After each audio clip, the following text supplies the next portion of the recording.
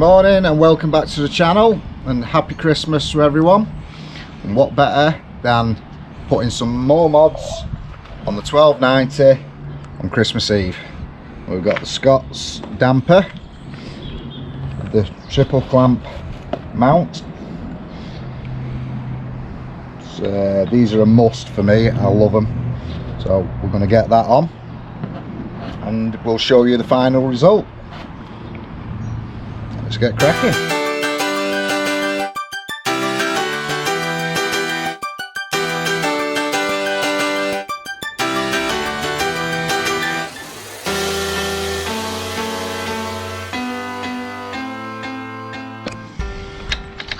So firstly we're going to undo the stop bars.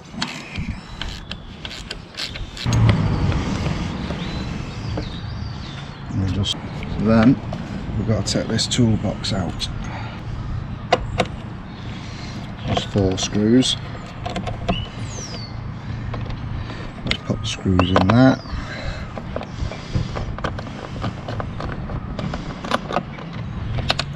There's 2 behind here.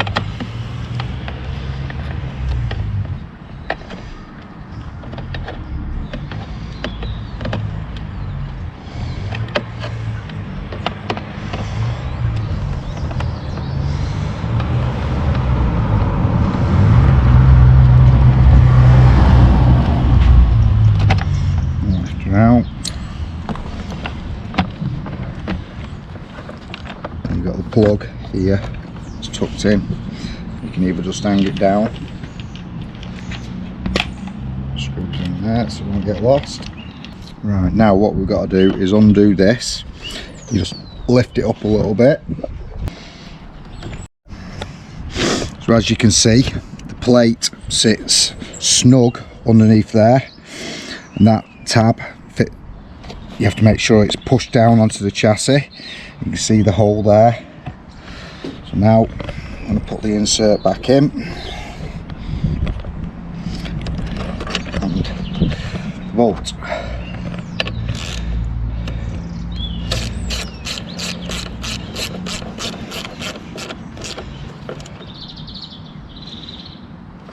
The next piece of the puzzle is this. Onto there. Do provide in here somewhere. You get a little tab. Look at this. A little bit of Loctite. Just a little bit on there.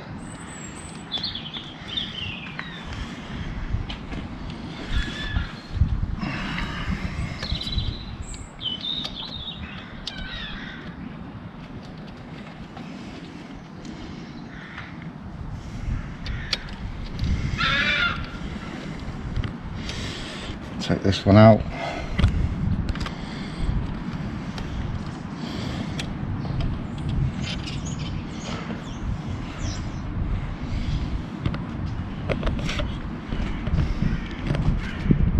It needs a drop, doesn't need a lot.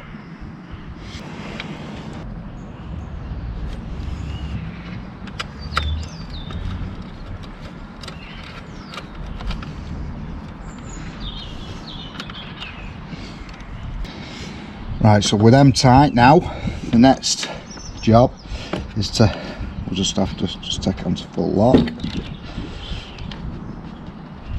and undo these, which are quite tight.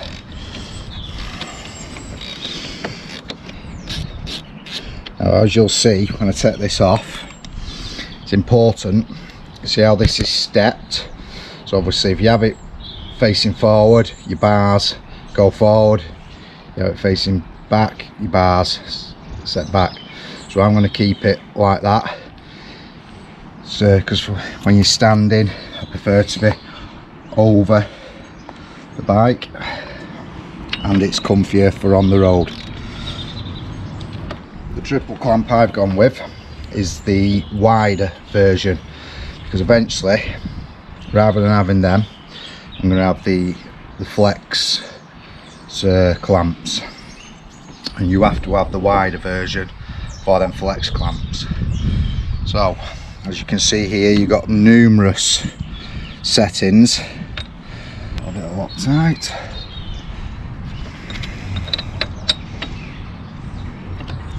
We're in.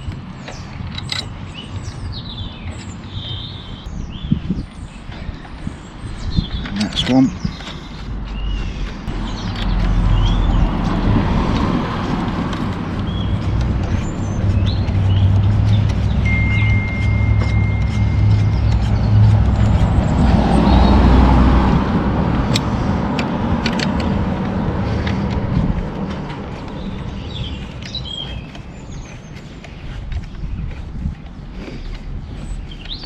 Right, so the next piece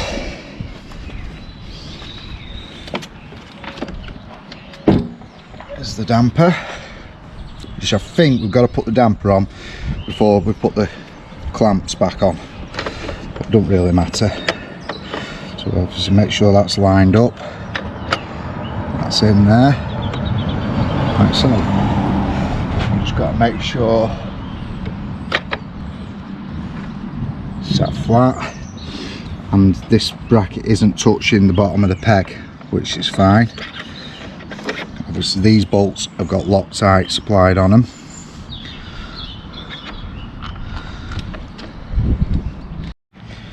So we're just going to nip these up. I don't bother with torque wrench. See this? This is the torque wrench. Look. Done. So like I said, now with these we're gonna, because I prefer to have them set back a bit, but I might change them over the time. We're going to put them in the rear holes and then have the bars set back as well. This clamp will actually raise the bars slightly, but depending on what position you put everything, you can virtually get them back to factory position. The bars go back on now. So I'll just put them in place. I knew that would probably happen. See, my sat-nav bracket is in the way, but in that position we're not too bad. So what I am going to do is I'm just going to roll them forward a little bit.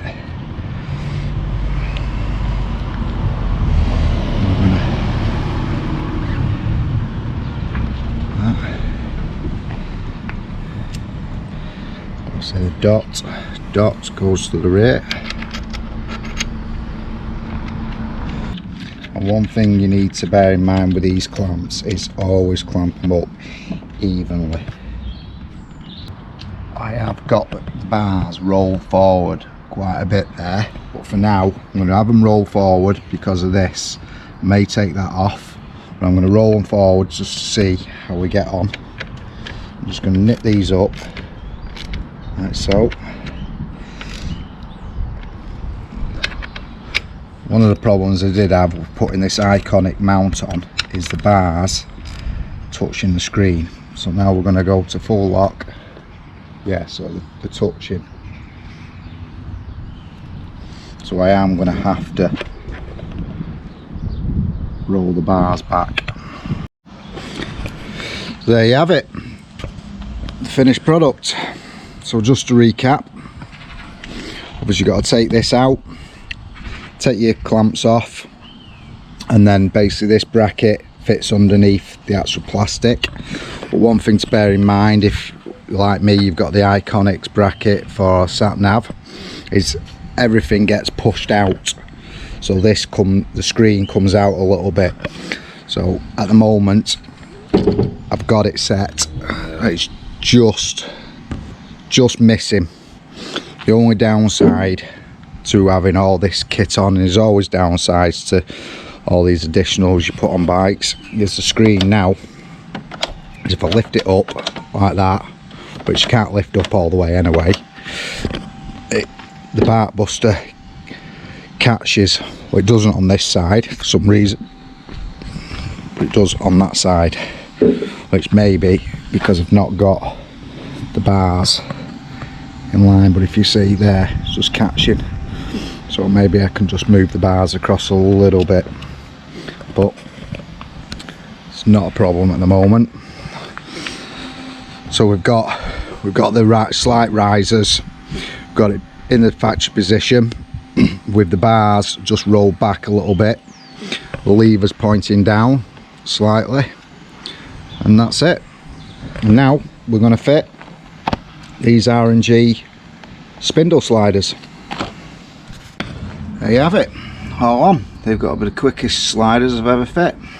Well, that's it. Cheers guys, I hope you enjoyed the video. If you did, give us a big thumbs up and hit that subscribe button. I'll catch you in the next one. See you later.